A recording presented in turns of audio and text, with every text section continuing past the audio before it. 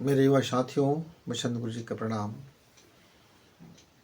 आज आपने जो अपना बहुमूल्य समय निकाल करके जो संवाद में आपने हिस्सा लिए हैं, इसके लिए सबसे पहले शुक्रिया। जो मेरे नए दोस्त हैं वे हमसे जुड़े, हमसे इसलिए ना जुड़े कि उनको मेरा एक वीडियो का व्यू मिल जाएगा। वो इसलिए जुड़े क्योंकि उनकी ज़िंदगी में ये जो सफ़र होता है जिसको हम तय करते हैं एक मंजिल जाने के लिए, तो उसमें बहुत सारे निर्देशक की ज़रूरत होती है, या कभी डायरेक्टर की ज़रूरत पड़ती है, या कभी कुछ अनुभवी लोगों की ज़रूरत पड़ती है, या कोई हम ये कह सकते हैं एक ऐसा मार्गदर्शक, एक ऐसा कंडील दिखाने वाला, एक ऐसा मसाल हाथ में पकड़ाने वाला जो उस रास्ते को जानता हो और वो बता सके को यहाँ तक जाता है, पक्का वाला, सुना सुनाई बात नहीं, उसने ऐसा किया वाली बात नहीं, वो इसमें जाते हैं वाली बात नहीं, हमने सुना है वाली बात नहीं, जो ये पक्का कह सके कि हाँ ये मार्ग जाता है और इसमें कौन कौन सी बाधाएं आती है, उन बाधाओं को कैसे पार करने हैं वो आपकी अपनी चॉइस होगी, इसलिए भी जुड़ना है। मेरे बहुत से युवा साथी इस समय मैं देख रहा हूँ पूरा पूरा दुनिया, और इस दुनिया में मेरा जो देश है पूरा इकोनॉमिक पर है, यानी पैसे के शास्त्र पर टिक गया है।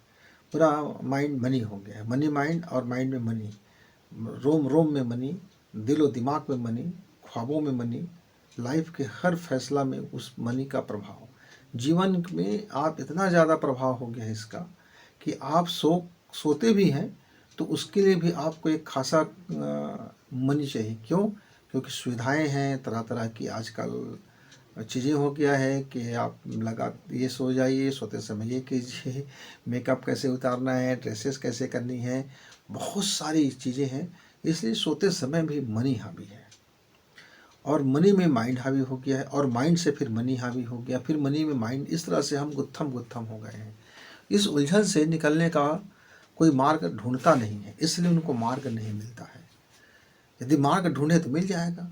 अब कोई व्यक्ति मार्ग ही ना ढूंढे और उसको ज़बरदस्ती कहोगे कि आपको ये मार्ग में नहीं चलना चाहिए, क्योंकि वो तो मार्ग, दूसरा मार्ग जाना ही नहीं चाहता है।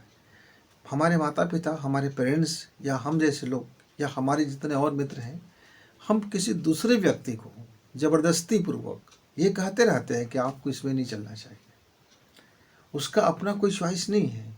ऐसे ही जब हम पढ़ाई लिखाई करते हैं और युवा अवस्था में आते हैं तो जो करियर का चुनाव करते हैं उसमें भी हमारे दूसरे लोग तय करते हैं हमको। हम अपना मार्ग खुद तय नहीं करते, ना अपना लाइफ तय करते हैं, ना अपनी विज़न तय करते हैं, ना अपनी सोच विचार तय करते हैं। मेरे पास कोई ब्लूप्रिंट ही नहीं होता है। ऐसे में एक हवा का झोंका आता है और तिनकों का आसमान तक उड़ा देता है। अब तिनका सोचता है कि अरे मैं तो आकाश में उड़ गया, लेकिन जैसे ही हवा शांत हो जाता है तिनका ज़मीन पर धड़ाम से गिर जाता है। फिर तिनका उसी उधेड़-बुन में रहता है, उसी इंतज़ार में बैठा रहता है कि फिर कोई हवा आएगा, फिर कोई तूफ़ान आएगा, फिर मुझको कोई आसमान तक उठा देगा। तो फिर उसकी ज़िंदगी वो तिनके की तरह से वो इधर उधर हिलते डुलते रहते हैं मित्रों। लेकिन जो मेरा युवा साथी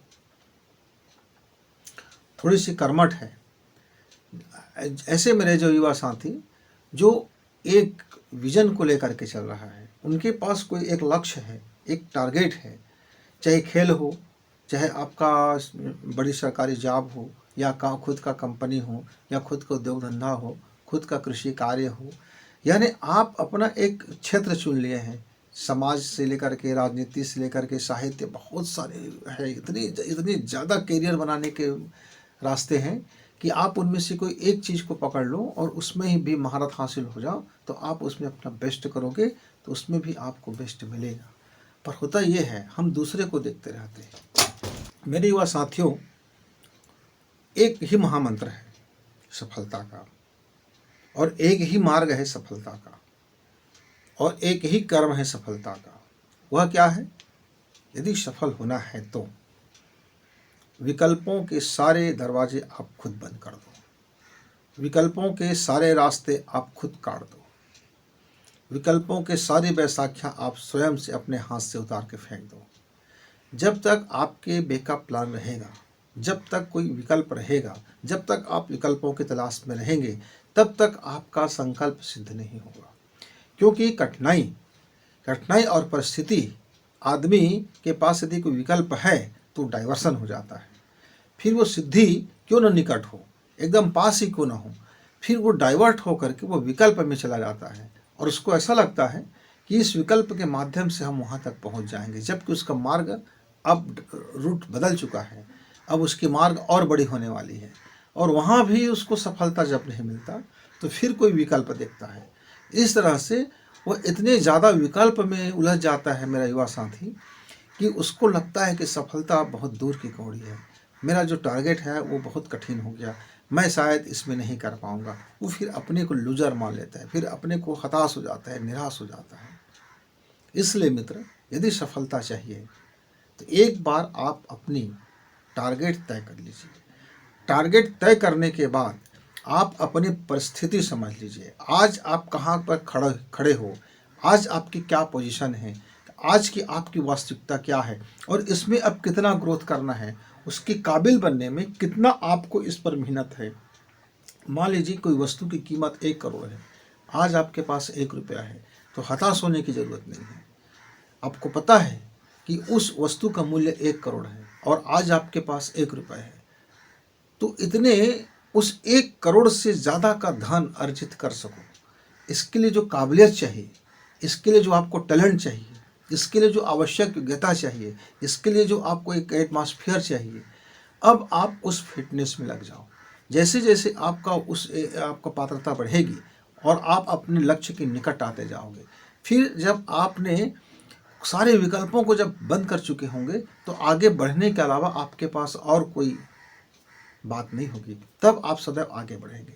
मान लीजिए आप जिस रास्ते पे चल रहे हो, आपने खुद अपने पीछे का रास्ता बंद करते चले जा रहे हो, दाएं बाएं भी बंद कर दिए हो, सिर्फ या तो आप आगे बढ़ेंगे या तो वहीं खड़े रहेंगे। ये यदि आपके पास इस चॉइस हो कि आपको आगे बढ़ना है या वहीं खड़े रहना है, तो मेरे मित्र, आप हर हालत में कुछ न कुछ करोगे लेकिन आगे ही बढ़ोगे।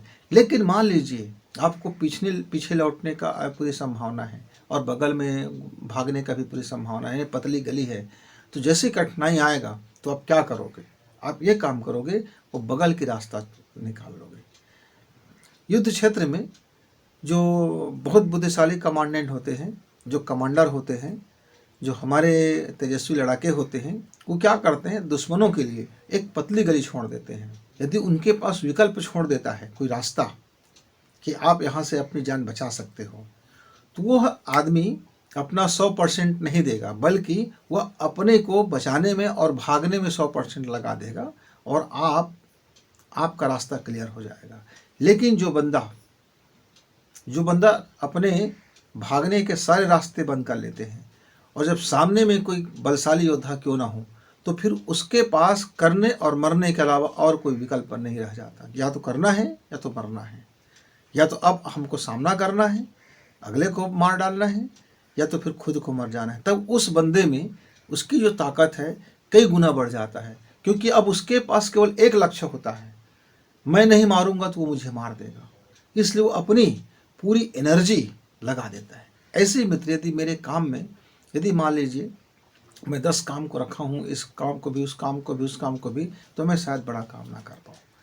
मैं अपने एक मित्र की आपको कहानी साझा करना चाहूँगा।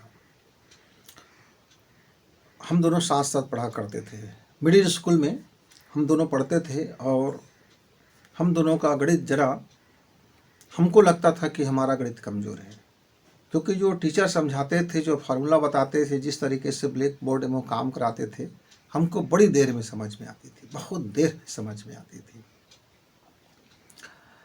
हम लोग 7वीं क्लास में थे, तो एक दिन की बात है, टीचर को खड़ा होकर के अचानक बोलता है, सर मैं बहुत बेहतरीन गणित समझाने वाला व्यक्ति बनूंगा, एक दिन मैं गणित में बड़ी खोज करूंगा और गणित तो मेरे ऐसे चुटकी बजाने का दाएं हाथ का काम हो जाएगा।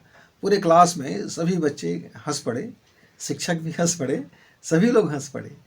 तो मैंने पूछा, भाई आज अचानक क्या हो गया आपको? ये होमवर्क तो आपको पूरा हुआ नहीं था, ये ब्लैक बोर्ड अभी जो काम होता है वो समझ नहीं आया था। तो उसने कहा, मैं आज सुबह से पता नहीं मेरे दिमाग में क्या चल रहा था और मैं उसी उधेड़ में था कि मैं गणित को कैसे बेहतर करूँ, अपना गणित शानदार हो, और अचानक मेरे दिमाग से निकला और मैंने बोल दिया, मुझे खुद नहीं पता। बात आई गई और हो गई, ऐसा नहीं था।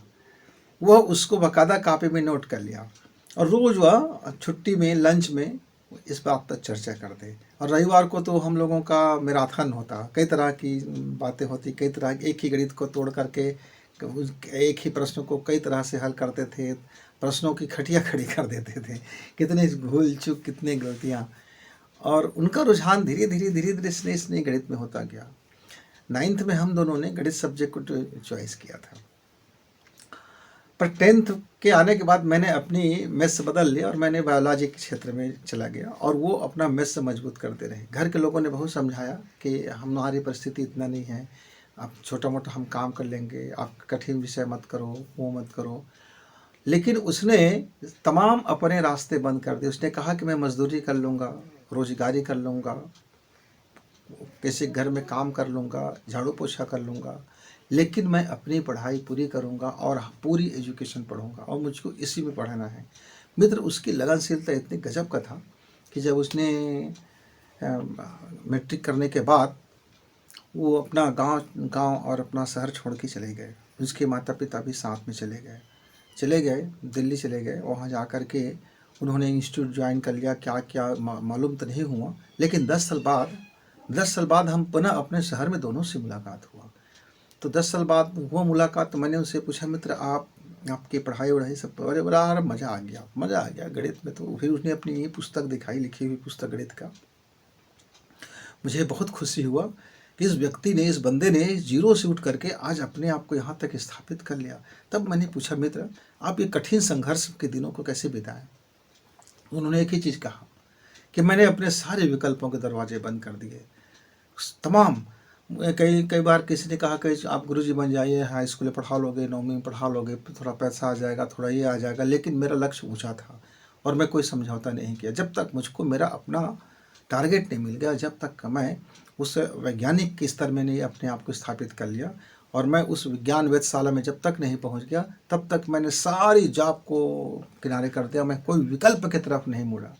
इस बीच में मेरे घर के लोग मुझे बहुत चिल्लाते रहे, डांटते रहे। उनका कहना भी वाजिब था, घर में परिस्थितियां जरा गरीब था और विवाह भी हो गया, तब भी मैं अपने लक्ष्य में आगे बढ़ता रहा और आज आपके सामने खड़ा हूँ।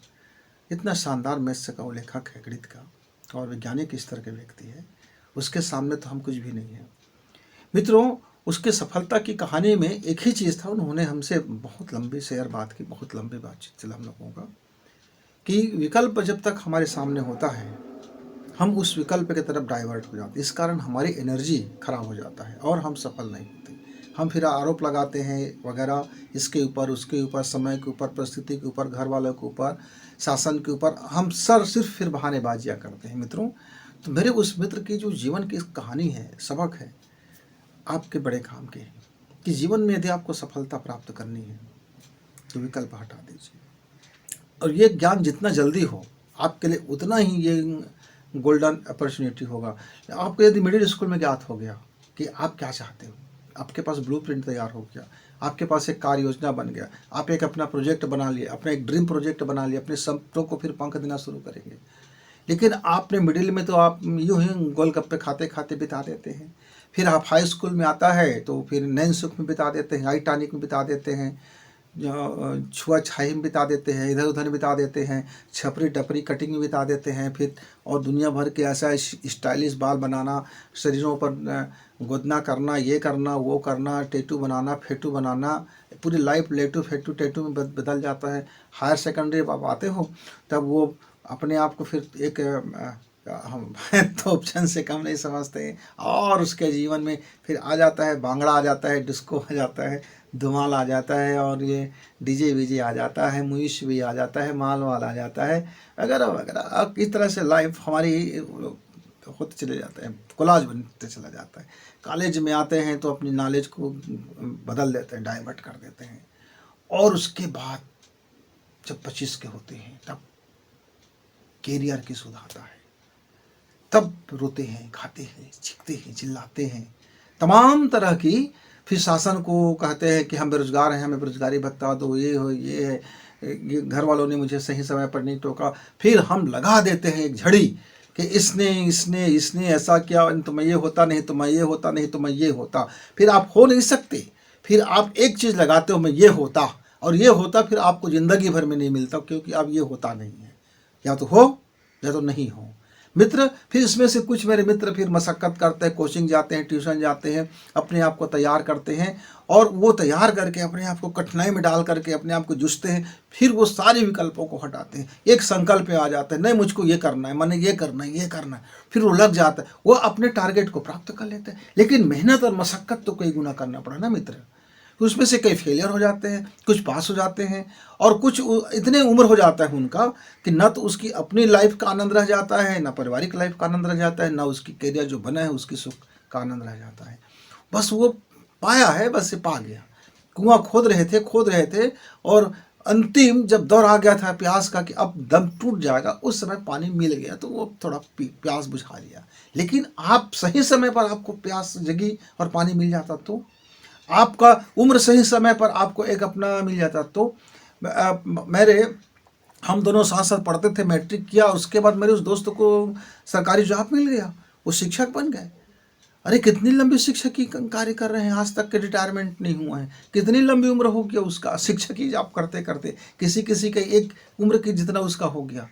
तो जो जितना कम समय में उसका करियर बनता है, उसका सेवा काल उतना ही ज़्यादा हो जाता है, उतना ही ज़्यादा वो अपने पैसा समृद्धि को दौड़ते हैं मित्रों। तो आप देख लीजिए, यदि 10 प्रकार की योजना आपके पास है, तो फिर 10 योजना में आपको कहीं न कहीं फ्लॉप होना पड़ेगा। और एक जगह आप फ्लॉप होते हैं तो 9 योजना आपका प्रभावित हो जाता है, क्योंकि एक जगह आपने हार गया है।